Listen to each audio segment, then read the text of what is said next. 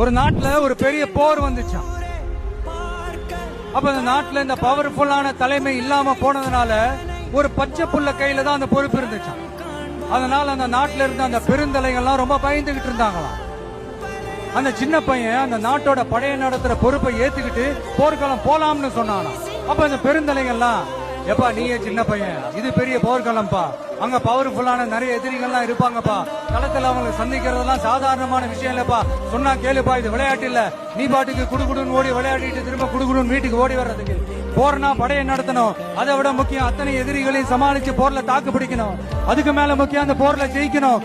உனக்கு யாரோ கூட்டோ துணையோ இல்லாம நீ எப்படிப்பா அந்த போரை நடத்துவ, எப்படி ஜெயிப்ப அப்படின்னு எல்லா பெருந்தலைகளையும் கேட்டப்போ எந்த பதிலும் சொல்லாம போருக்கு தனியா தன் படையோட போன அந்த பாண்டிய வம்சத்தை சேர்ந்த அந்த பையன் என்ன செஞ்சான்னு சங்க இலக்கியத்துல ரொம்ப நல்லா தெளிவா சொல்லியிருக்காங்க.